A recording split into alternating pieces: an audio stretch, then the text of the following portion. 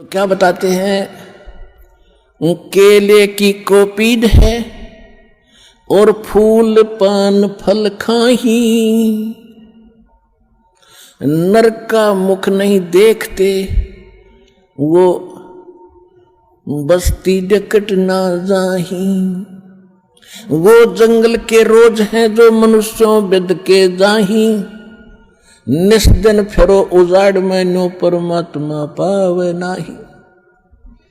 कितना सिंपल साधारण तरीके से बता दिया कि केले की कोपीन कोई संत बांध रहा है, यानी केले का पत्ता पर्दे पर बांध रखा, वस्त्र नहीं पहन रखे, और पत्ते फूल फल खा के और जंगल में रहता है और बस्ती के निकट भी नहीं जाता, आदमी का मुख भी नहीं देखता, उनसे दूर भाग जाता है।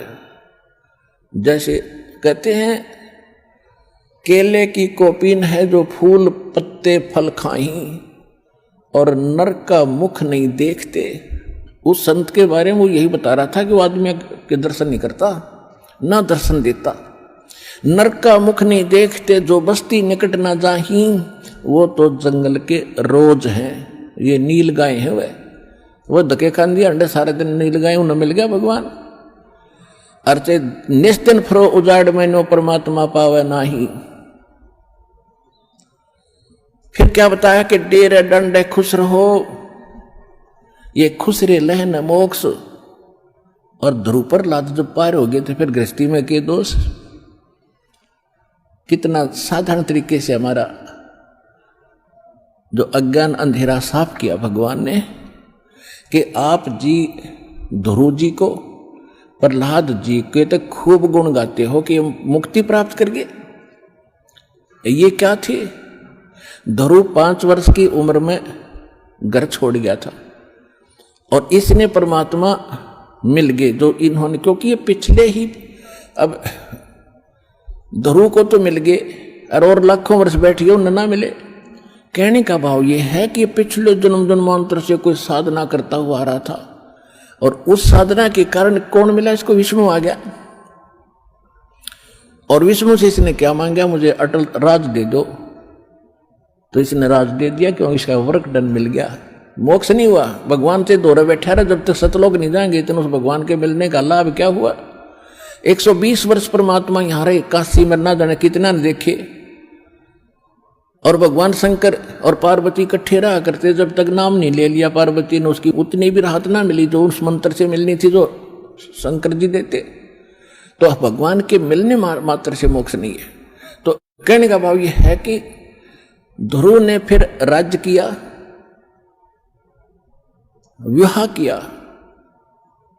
और उसके जो मौसी का लड़का था उत्तम वो मारा गया था, उसकी पत्नी भी उसी के साथ रही। उसके बाद प्रहलाद ने ब्याह किया, संतान हुई।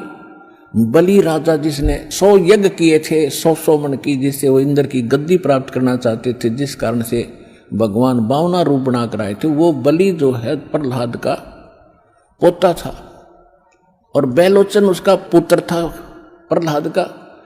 तो प्रहलाद ने ब्याह करवाया, ध्रुव ने ब्याह करवाए। तो यहां परमात्मा समझाना चाहते हैं कि डेरे डंडे खुश रहो। डेरा माने घर। कई ये कहते हैं कि गुरु जी ब्रह्मचारी हो और चेले गृहस्थी हो।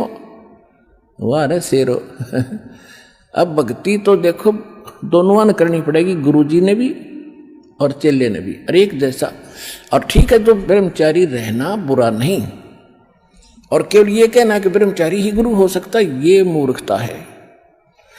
परमात्मा विधि विधान से मिलेगा, उसको कहते परमात्मा कहते हैं अगर तुम यही मानते हो कि बाल ब्रह्मचारी रहे और जंगलों में रहे और तभी भगवान मिलेगा, उसके लिए उदाहरण दे रहे हैं कि डेरे डंडे खुश रहो। ये खुसरे लहना मोक्ष, ये हिजड़े पार ना होते अगर केवल ब्रह्मचारी रहने मात्र से ही तुम मानते हो मोक्ष हो जाएगा। तो इन खुसरों का नंबर तो अब तो पहले आना चाहिए था। और फिर कहते हैं ध्रुव प्रहलाद भी पार हो गए, तुम कहते हो, तो फिर गृहस्थी में के दोष। अब परमात्मा का कहने का ये तात्पर्य नहीं है कि खुसरे मोक्ष नहीं पाएंगे, यानी मुक्ति मनुष्य जीवन हो, चाहे वो खुसरे हैं, ये भी तो मानव है, इनमें सब बुद्धि है और स्त्री है पुरुष है, इस विधि से मोक्ष प्राप्ति होगी मानव शरीर में। तो परमात्मा ने ये बताना चाहिए। जैसे परमात्मा कबीर जी ब्रह्मचारी थे, वो तो मालिक हैं, उनको तो ये वासनाएं निकट भी नहीं है, लेकिन एक गृहस्थी क्रम करके दिखाया उन्होंने। 2 बच्चे मुर्दे जिंदे करे थे किसी कारण से, किसी की शर्त पे, और 2 माता पिता थे। वो बोले जन्म नहीं था मालिक का, वो नीरुनिमा उठा लाए थे दाता को, जब सतलोक से आके कमल के फूल पर विराजमान हुए थे लहर तारा तालाब में। तो ये परिवार था दाता का, और परिवार में रहे, परिवार गृहस्थी का वाला कर्म किया, सारा कपड़ा बुना करते थे और भगवान की भक्ति भी करते थे, परिवार का पोषण भी करते थे, भक्ति भी करते थे का मतलब हमें दिखाते थे कि भक्ति करनी पड़ेगी, और इतना भी गुजर मालिक दे दे तो भी पर्याप्त है। यहां से पीछा छुटाने के लिए इन बकवादों से उल्टा हटना पड़ेगा। कोठी बना लूं, फैक्ट्री ला लूं, यूं कर दूं, फलान कर दूं, ये नहीं। परमात्मा ने जो भक्ति करनी है तो भगत की तरह रहना पड़ेगा, बुराइयों से भी बचना होगा, और एक बहुत ही साधु भाव में रहना पड़ेगा, किसी की आत्मा नहीं दुखा।